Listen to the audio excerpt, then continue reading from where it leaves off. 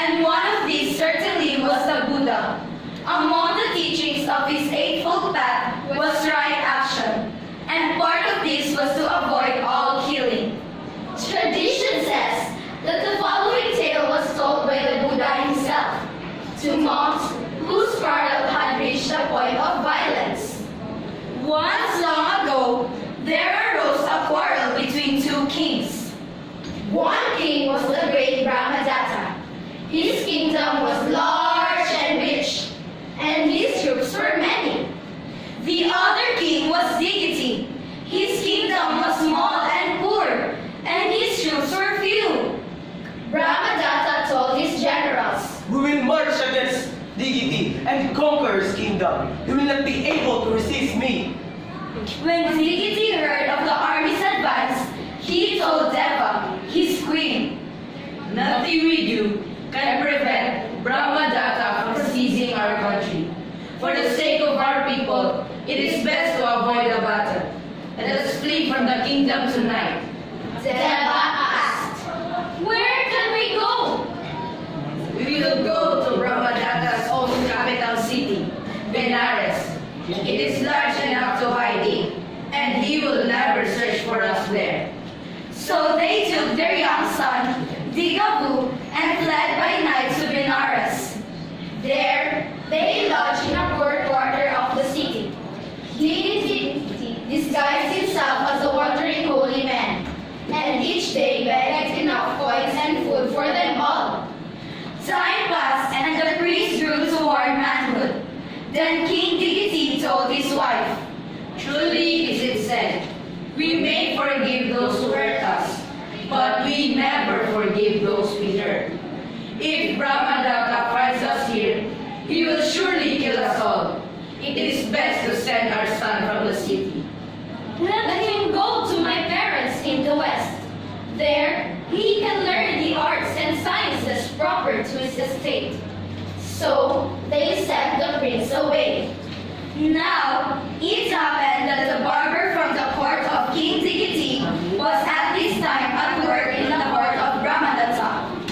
One day, the barber caught sight of Digiti in the marketplace, begging in the guise of a holy man. Hoping for reward, he secretly followed Digiti to his home, then reported to Brahmadatta. Brahmadatta sent his men to arrest the family. Digiti and Deva were brought before him. Where is your son? Demanded Brahmadatta. Beyond your reach. Replied Digiti. Brahmadatta turned to one of his generals. Tie them up and guard them around the city for all to see and score. Then take them out the south gate and execute them by the sword.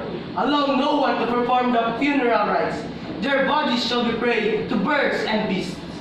Now, on that very day, Prince Digabu had come back to Benares to visit his parents. As he passed through the marketplace, he saw soldiers on horse and on foot, and among them a cart, and tied up in the cart, his mother and his father, and he was powerless to help them. King Digiti saw the prince as well, wishing to advise his son, yet mindful not to give him away. Digiti called out as if to no one, and these were his words. Be not short-sighted. Be not long-sighted. Not by violence is violence ended.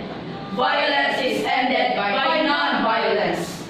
As darkness fell, King Digiti and Queen Deva were taken outside the city walls and executed by the swords. Their bodies were left on the ground, with a dozen soldiers standing guard. Within the city, Prince Digabu told himself, First, I will perform the funeral rites for my parents. Then, I will find a way to avenge them. He brought strong wine from the marketplace out to the guards. They took it gladly, and soon lay drunk and asleep. Digabu piled up wood, placed his parents' bodies on top, then lit the funeral pyre. He pressed his palms together and walked 3 times around the flames. At that moment,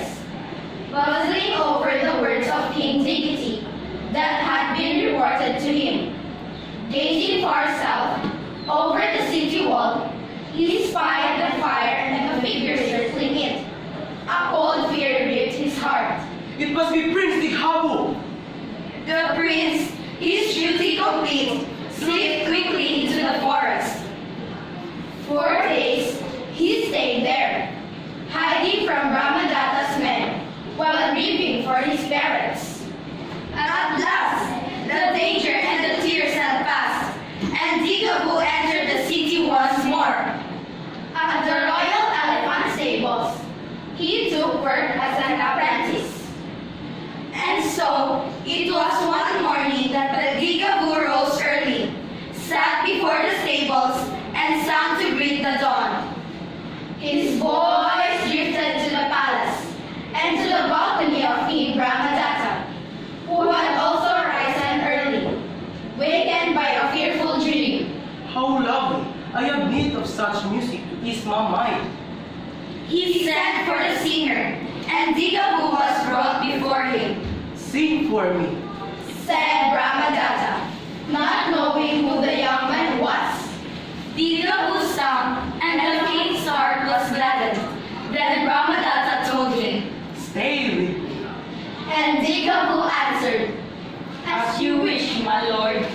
So Digaboo became the king's attendant. and since the young man's conduct was agreeable and his words pleasing, the king grew ever more fond of him, bestowing on him more and more responsibility and entrust. Then there came a day when Brahmadatta desired to go hunting, and he told Digaboo, Today we will drive by chariot. And Digaboo replied, "It is an honor, my lord." So Digaboo that day drove the chariot of the king. but as the hunters pursued their quarry, Digaboo cleverly took a path that led away. He brought the king far from the sight and hearing of the others. At last, Brahmadatta said, I wish to stop and rest. Digaboo dismounted and sat cross-legged on the ground, and he told the king, "Come, rest yourself, my lord." So the king lay down beside Digaboo and slept. Digaboo gripped his sword and drew it slowly from his sheath. He pointed the blade at the throat of the Brahmadatta. And then there came to him the words of his father. Be not short-sighted, be not long-sighted. Not by violence is violence ended. Violence is ended by non-violence. The sword of Digaboo trembled. He drew it slowly away and replaced it in its sheath. Brahmadatta breathed heavily and opened wide his eyes and sat up in alarm. What is wrong, my lord? It is a dream that often plagues me. I see Digaboo, the son of my enemies, coming at me with his sword to avenge his parents. Then Digaboo rose and again drew his sword. I am Digaboo, son of your enemies, and here I am to avenge my parents. Have mercy, dear Digaboo. Grant me my life. Demanded Brahmadatta.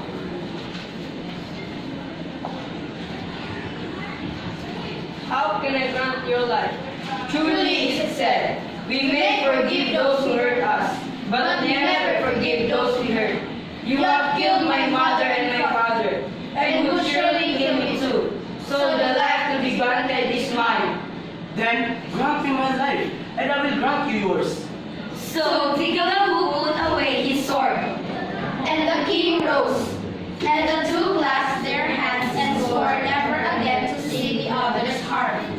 Then Brahmadatta said, I have often pondered your father's final words. Tell me, Digaboo, what did he mean when he told you, be not short-sighted? My father meant, do not be quick to spurn a gift of friendship. And what did he mean when he told you, be not long-sighted? My father meant, do not allow your hate to last too long. And what did he mean when he told you, not by violence is violence ended. Violence is ended by non-violence. My father meant this. You, my lord, have killed my parents and stolen their kingdom.